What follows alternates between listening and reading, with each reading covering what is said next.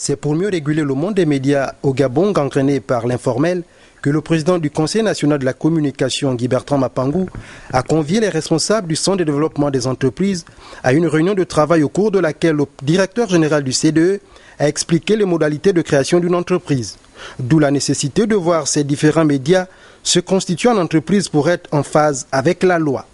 Nous sommes venus lui présenter à sa demande naturellement les missions prescrites au Centre de développement des entreprises et 3 missions fondamentales qui sont prescrites. La première mission, c'est la promotion des investissements. La deuxième mission, c'est la création des entreprises. Et la troisième mission, c'est la lutte contre l'informel. Et sur ce troisième point, ensemble, nous avons constaté que certains organes de presse, qu'il s'agisse de la presse audiovisuelle, qu'il s'agisse de la presse écrite, qu'il s'agisse de la presse en ligne, beaucoup de ces organes opèrent dans l'informel, ce qui n'est pas du tout normal. Nous sollicitons, et je demande très humblement aux détenteurs des organes de presse, toutes sortes de presse confondues, qu'ils se conforment à la loi. Et ils doivent normalement se constituer en entreprise. Toutes les maisons de presse, aux éditeurs également, aux éditeurs, nous leur demandons de venir le plus rapidement possible régulariser leur situation. Ça, c'est la prévention. Je les invite. Et au bout d'un certain temps, si nous constatons des tâtonnements, nous passerons à la phase répressive. Et c'est la loi qui nous autorise. Dans les tout prochains jours, le Centre de développement des entreprises se propose de convoquer ces différents organes de presse pour expliquer les tenants et les aboutissants qui concourent à la création d'une entreprise. Il faut dire que peu avant, le président du CNC, Guy Bertrand Mapangou, a échangé à tour avec les responsables de Canal+ et de TV5 Afrique. Nous y reviendrons. La seconde réunion du bureau de l'Union des conseils économiques et sociaux des États et gouvernements membres de la francophonie vient de se tenir à Rabat, au Maroc. La délégation gabonaise était bien entendu conduite par le président du Conseil économique et social, Paul Biya-Guemba. Monsieur Paul Biya-Guemba, qui vient d'arriver à la tête du Conseil économique et social du Gabon, prenait part à ce conclave pour la première fois. En prélude à cette réunion, il s'est entretenu avec son homologue marocain, M. Chakib Ben Moussa, et les deux hommes ont, au cours de cet entretien, discuté des voies et moyens susceptibles d'intensifier les relations entre les deux conseils gabonais et marocains. D'abord les échanges, l'information, les structures, les procédures qui peuvent être en commun explorées pour rendre nos deux institutions beaucoup plus influentes, que le public soit parfaitement informé du travail qui se fait et puisse l'apprécier de manière convenable. Au cours de leurs travaux, les présidents des conseils économiques et sociaux ont examiné les points inscrits à l'ordre du jour, notamment la comptabilité de l'Union ainsi que les cotisations. Il faut dire à ce sujet que le Gabon fait partie des 11 pays sur les 22 que compte l'Union et qui ont payé intégralement leurs cotisations. Parmi d'autres points importants, il faut noter l'examen de l'état d'avancement des travaux relatifs à l'élaboration de la charte sociale, comme l'a indiqué M. Paul Biya-Guemba à la presse marocaine et internationale. Aujourd'hui, s'articule autour de plusieurs points. D'abord, le rapport d'activité, qui s'est fait depuis la dernière réunion, et en particulier celle de Brazzaville, tenue au mois de mai. Faire l'évaluation de l'exécution des décisions aux prises, identifier les points difficiles, les faiblesses, les points forts également, et également regarder les nouveaux plans d'action avec des missions nouvelles, des objectifs nouveaux qui vont être donc définis et retenus à la fin des travaux. Mais en particulier, je pense que c'est intéressant et important de le souligner, il y a des travaux préparatoires à la charte du dialogue, la charte sociale du dialogue qui va être adoptée très prochainement. Demain, toujours ici au siège du Conseil économique et social à Rabat, la commission des experts spécialement mise en place pour examiner ces travaux travaillera ici toute la journée. L'objectif étant d'aboutir rapidement à un texte qui sera adopté par l'ensemble des pays de l'UCESIF et qui sera soumis aux différents gouvernements, aux différents chefs d'État des pays membres. Les présidents des conseils économiques et sociaux et institutions similaires des États et gouvernements membres de la francophonie se retrouveront lors de l'Assemblée générale qui se tiendra au Maroc avant le mois de juillet 2013. Coopération au Palais Léon-Bas de Libreville, où le premier vice-président de l'Assemblée nationale, le professeur Daniel Onaondo, a échangé avec le consul général de France au menu des discussions, la coopération bilatérale entre le Gabon et la France. Presse Assemblée nationale, Henri Nestor Ndjavé, Amédée Mavungu. Bien qu'étant une visite protocolaire, le premier vice-président de l'Assemblée nationale, le professeur Daniel Onaondo et le consul général de France, Étienne Léandre, ont eu des échanges chaleureux, ouverts sur différents points des relations franco-gabonaises, notamment en matière des flux migratoires. Nous avons, dans le cadre de l'accord de gestion concertée des flux migratoires signé entre le Gabon en 2007, entre le Gabon et la France en 2007, nous avons d'excellentes relations. Nous nous entendons à merveille sur les différents points, pourtant très sensibles naturellement par définition, et nous nous rencontrons régulièrement avec les autorités gabonaises, et c'est un vrai forum d'échange où nous trouvons des solutions appropriées au service du Gabon et au service de la France. On a parlé d'une manière générale de politique migratoire, de politique des visas, parce que c'est un dossier qui tient à cœur de tous les Gabonais, hein, comme vous le savez.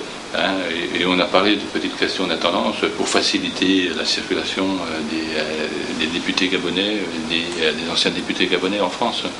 Cette audience a aussi permis aux deux parties de visiter les relations de coopération privilégiées existant entre les deux pays, des relations vieilles et traditionnelles qui se sont concrétisées depuis la coloniale et aujourd'hui par bon nombre d'accords dans plusieurs domaines. À le rappeler, c'est une excellente coopération que nous avons et nous nous en félicitons de part et d'autre.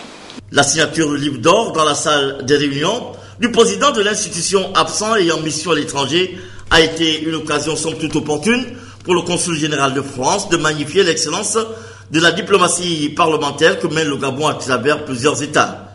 Une visite guidée de l'hémicycle du Palais Léon-Bas a mis un terme à cette audience. Il faut préciser que le consul général de France est en poste au Gabon depuis bientôt une année. Étienne Léandre poursuit ainsi la présentation de ses civilités aux autorités gabonaises.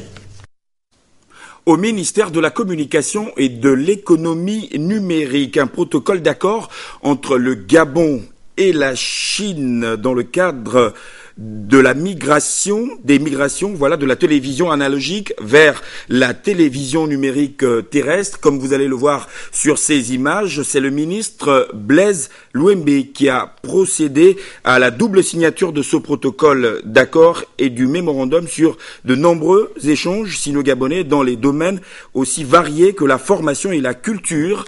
Nous y reviendrons au cours de nos prochaines éditions d'information.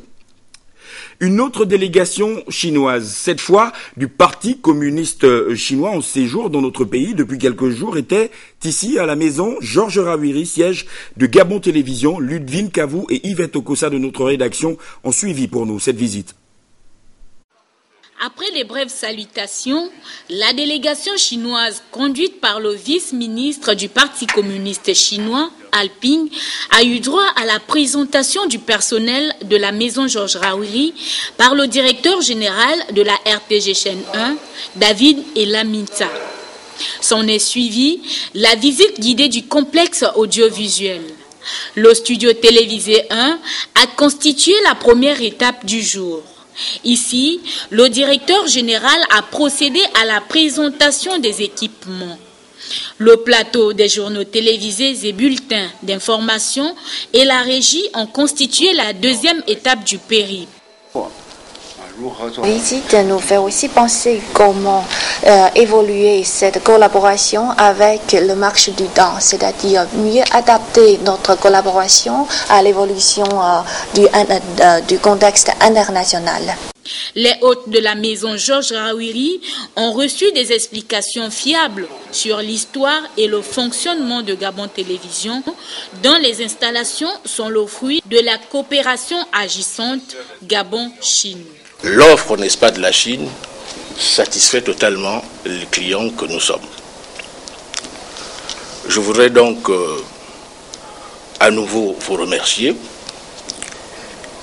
et vous dire que c'est le président fondateur de notre parti, le président Adjumar Bongo Ondimba, paix à son âme, qui disait que plus on m'en donne, plus j'en demande.